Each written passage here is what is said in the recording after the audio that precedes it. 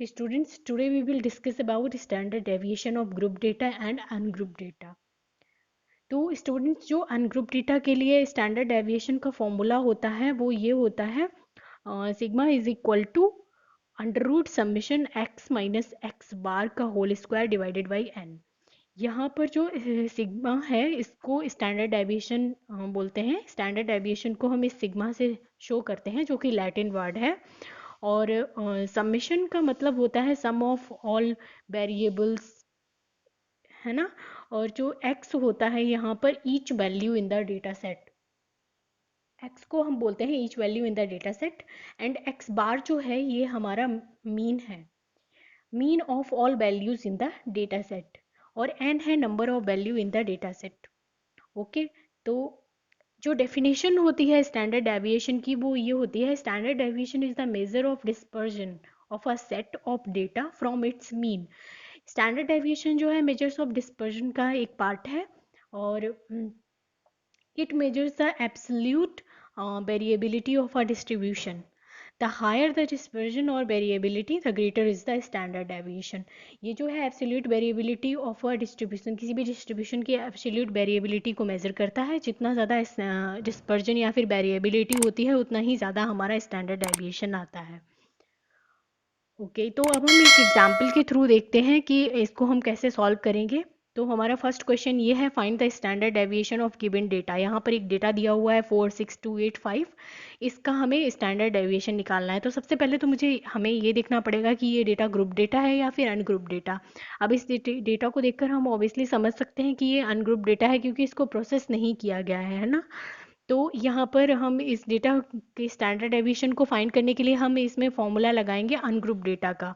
ठीक है, तो सबसे पहले क्या करना पड़ेगा, अनग्रुप डेटा का जो हमारा फॉर्मूला था, फॉर्मूला क्या था, हम बैक जाएंगे देखेंगे। फॉर्मूला ये था, sigma is equal to under root summation x minus x bar का whole square divided by N.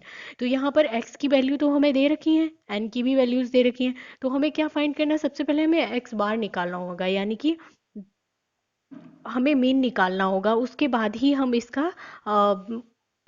इसको फाइंड कर सकते हैं। पहले हम मीन निकालेंगे, फिर x में से x बार को माइनस करेंगे, देन हम उसका होल स्क्वायर करके वैल्यूज़ को फाइंड करेंगे। तो सबसे पहले हम x बार निकालेंगे। x बार क्या होता है, हमारा मीन होता है।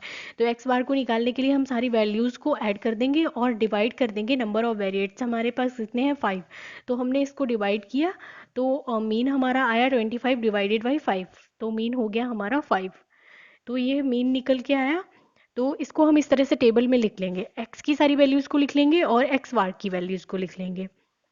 अब इसके बाद हम क्या करेंगे, अब हमें क्या करना है, x माइनस एक्स बार फाइंड करना है। ठीक है, x माइनस एक्स बार को फाइंड करने के लिए हम x की वैल्यूज से x बार को माइनस करेंगे। जैसे हमने 4 में से 5 को माइनस किया, हमारी वैल्यू आई -1, और 6 माइनस 5, इस तरह से करके,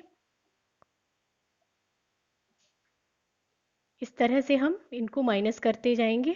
ये जो वैल्यूज़ हमारी आएंगी उनको हम x माइनस बार एक्स बार, इनको हम टेबल में लिख लेंगे।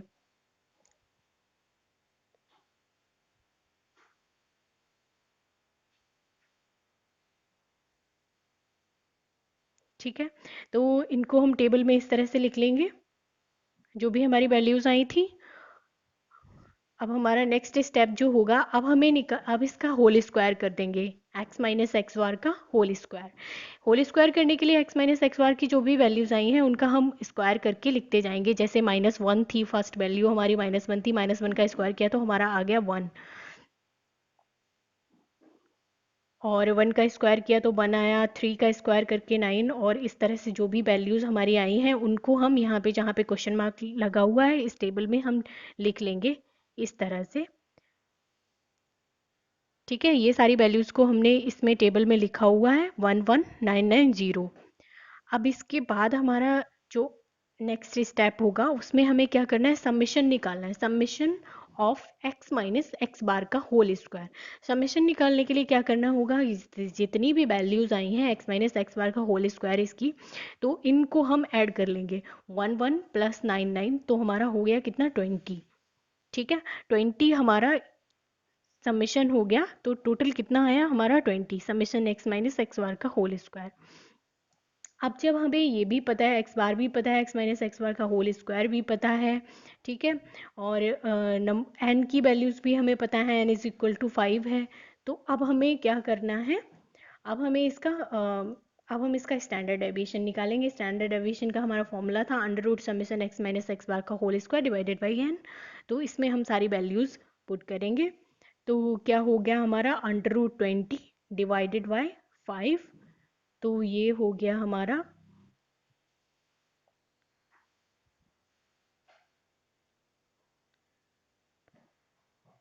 तो यहाँ पर हमारा हो गया 4, अंडर रूट 4। अंडर रूट 4 किसके इक्वल टू होता है, 2 के। स्क्वायर रूट इसका निकाल दिया तो हमारा स्टैंडर्ड डेविएशन क्या आ गया, 2। तो इस तरह से हम स्टैंडर्ड डेविएशन को फाइंड करते हैं। ये था हमारा क्वेश्चन था अनग्रुप डेटा का। किसी भी अनग्रुप डेटा के स्टैंडर्ड डेविएशन को आप इस तरह से फाइंड कर सकते हैं। ठीक है, अब कुछ क्वेश्चंस बनते हैं यहाँ से। विच symbol represents the standard deviation, कौन सा सिंबल जो है वो स्टैंडर्ड डेविएशन को रिप्रेजेंट करता है। तो हमारा आंसर होगा